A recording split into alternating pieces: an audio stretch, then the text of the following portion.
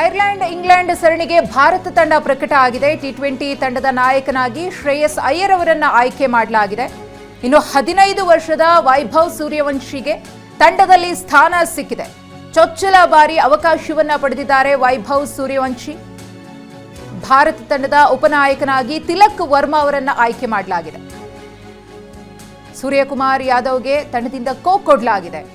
Ireland ಮತ್ತು England ಸರಣಿಗೆ ಭಾರತ ತಂಡ ಪ್ರಕಟವಾಗಿರುವುದು.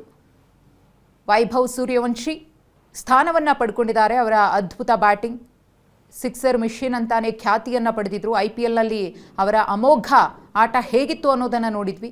ಎಲ್ಲ ಪ್ರಶಸ್ತಿಗಳನ್ನು ಬಾಚಿಕೊಂಡಿದ್ರು ವೈಭವ್ ಸೂರ್ಯವಂಶಿ. ಅತಿ ಹೆಚ್ಚು ರನ್ ಕಲೆ ಹಾಕಿದ್ರು. ಆರೆಂಜ್ ಕ್ಯಾಪನ್ನು ತಮ್ಮದಾಗಿಸಿಕೊಂಡಿದ್ರು.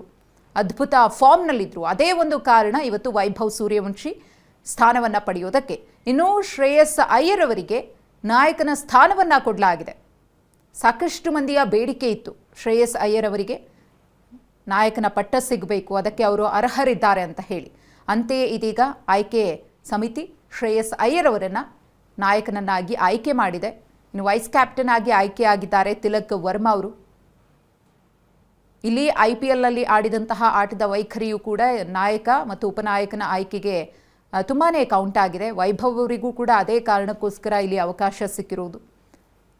IPLನಲ್ಲಿ ಯಾವ ರೀತಿ ಪರ್ಫಾರ್ಮ್ ಮಾಡಿದ್ರೋ ಅದೇ ರೀತಿಯ ಅದ್ಭುತ ಆಟದ ಪ್ರದರ್ಶನವನ್ನು ಟಿ20ಯಲ್ಲೂ ಕೂಡ ನಿರೀಕ್ಷೆ ಮಾಡಲಾಗ್ತಾ ಇದೆ. ಇನ್ನುಳಿದಂತೆ ಯಾರ್ಯಾರಿಗೆ ತಂಡದಲ್ಲಿ ಅವಕಾಶ ಕೊಡಲಾಗಿದೆ ಅನ್ನೋದ್ರ ಬಗ್ಗೆಯೂ ಕೂಡ ಮಾಹಿತಿಯನ್ನು ಕೊಡ್ತೀವಿ. ಸದ್ಯಕ್ಕಂತೂ ನಾಯಕ ಉಪನಾಯಕನನ್ನಾಗಿ ಶ್ರೇಯಸ್ ಅಯ್ಯರ್ ಮತ್ತು ತಿಲಕ್ ವರ್ಮಾ ಅವರನ್ನು ಆಯ್ಕೆ ಮಾಡಲಾಗಿದ್ರೆ 15 ವರ್ಷದ ಸೂರ್ಯವಂಶಿ ಸ್ಥಾನವನ್ನು ಪಡೆಯುವಲ್ಲಿ ಸಕ್ಸಸ್ ಆಗಿದ್ದಾರೆ.